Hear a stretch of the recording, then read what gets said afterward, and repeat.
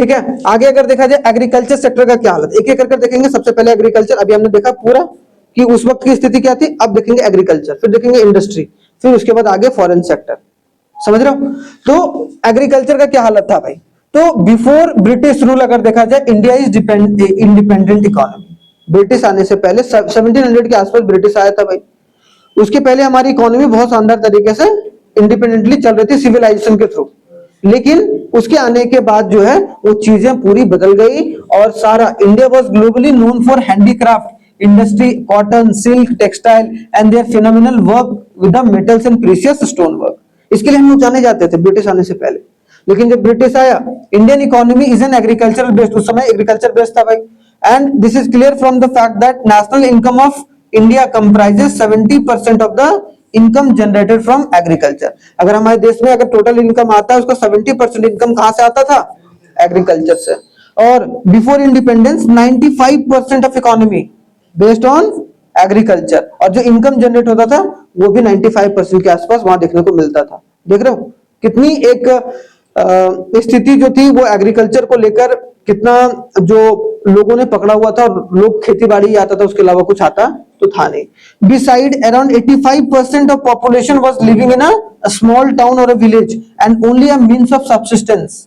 मतलब जैसे तैसे अपनी जीविका को चलाने के लिए वो लोग खेती बाड़ी किया करते थे। किस वक्त की स्थिति है? जब हमारे देश जो है वो आजाद हुआ, उस वक्त की स्थिति के बारे में बात किया जा रहा है। तो क्या क्या एक तरीके से कॉजेस ऑफ स्टैग्नेशन, एग्रीकल्चर जो है खेती बाड़ी क्यों रुक गई जब इतना इनकम जनरेट हो रहा था।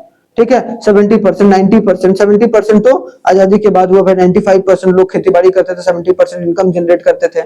इसका मतलब क्या है कि one of the major reason behind the cause of stagnation जो हमारी इंडियन एग्रीकल्चर सेक्टर का, वो क्या था? जमींदारी सिस्टम। ये नाम याद रखना है।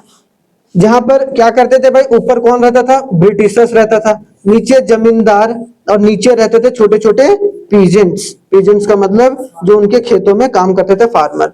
तो ये इनको अनाज देते थे। मान लो कि ये 50 किलो अनाज मांगा है एक किसान से, ठीक है, तो ये इन लोगों से 70 किलो लेते थे। 20 किलो ये अपने पास रखते थे और 50 किलो ये ब्रिटिश के पास। मतलब इनके पास खाने के अलावा थोड़ा बहुत जैसे तैसे जीवन को चलाते थे, उसके अलावा चीजें जो है नहीं हो पाती थी उनके पास। तो इनसफिशिएंट फूड रहता था हमेशा। मतलब the zamindar used to exploit the cultivators by charging the high revenue from the agriculturalist and which left the cultivator with a insufficient food. जिसके वजह से जो कल्टीवेटर थे, जो फार्मर थे, उनके पास बहुत कम अनाज बच जाता था अपनी जीविका को चलाने के लिए।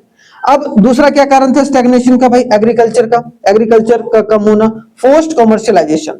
Despite the fact there is a shortage of resources, the British rule demanded a broader commercialisation to get more profit.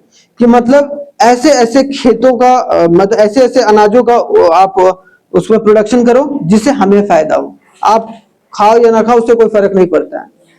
तो कमर्शियलाइजेशन ऑफ क्रॉप किया गया। ठीक है, तो कमर्शियलाइजेशन ऑफ एग्रीकल्चर मतलब क्या होता है? Producing agriculture crops with aim to selling them instead of self consumption. Commercialisation of agriculture मतलब एग्रीकल्चर को अपने बिजनेस के जैसे ट्रीट करना है। सिंपल सी बात है। कॉमर्स का मतलब बिजनेस, तो एक तरीके से कॉमर्शियल एक्टिविटी अब होगी भाई। मतलब जो भी आप अनाज उगाओ वो बेचने के पर्पज से उगाओ, ना कि तुम खाने के। That is called the. इसके वजह से हमारी एग्रीकल्चर क्या थी? डाउन हो गई थी भाई उस वक्त इंडिपेंडेंस के समय। कौन? तो हम तो बेच रहे थे, तो ब्रिटिश अपने अपने मुनाफा के लिए बेच रहा था ना। हमसे तो उपजा रहा था, मतलब हमसे वो काम ले रहा था, और काम लेके वो सब सारा अनाज खुद अपने कंट्री ले जाता था, अदर अदर जगह एक्सपोर्ट कर देता था, और वो पैसा खुद रखता था अपने पास। ये दिक्कत था ना। पार्टीशन बहुत बड़ा रीजन है कि पार्टीशन, जब इंडिया और जो पाकिस्तान अलग हुआ तो बहुत एक इंपॉर्टेंट जो पार्ट है, मतलब जब इंडिया पाकिस्तान 1947 में अलग हुआ, 1949 में कौन अलग हुआ? चाइना। लेकिन इंडिया और पाकिस्तान जब अलग हुआ तो मेजर पार्ट जो पंजाब का था, जहां एग्रीकल्चर खेती बाड़ी बहुत शानदार तरीके से होती थी, उसका बहुत मेजर पोर्शन कहां चला गया? पाकिस्तान में। जिसके वजह से हमारी प्रोडक्शन जो कम हो गई। हाँ, आधा से ज्यादा रीजन आपको वहीं देखने को मिलेगा। इसका मतलब क्या है? सिंपल सी बात है कि उसके वजह से हमारे देश में रॉ मटेरियल की दिक्कत होने लगी। The partition also create a huge shortage of problem of raw material for the textile mills of Ahmedabad, Bombay and a jute mill of Calcutta. देख रहे हो। तो ये सब सारी जगह पर एक तरीके से रॉ मटेरियल की दिक्कत परेशानी होनी शुरू हो गई। Beside the area of West Punjab, Sindh are the rich in the food production went to Pakistan resulting a जिसके वजह से फूड क्राइसिस भी देखने को मिलता है। बहुत इंपॉर्टेंट है, ये समझ के चलना। चौथा क्या था भाई, चौथा क्या था, lack of irrigation and technology. अब भाई सारी टेक्नोलॉजी थी उस वक्त, ब्रिटिश के पास चाहता तो वो टेक्नोलॉजिकल डेवलपमेंट एग्रीकल्चर में कर सकता था, लेकिन वो नहीं किया। सिर्फ लोगों को लेबर का इस्तेमाल करके वो अपनी प्रोडक्शन करता था और वहां से अनाज वगैरह लेकर अपनी इंडस्ट्री में एज ए रॉ मटेरियल वो इस्तेमाल करता था। कौन? ब्रिटिश।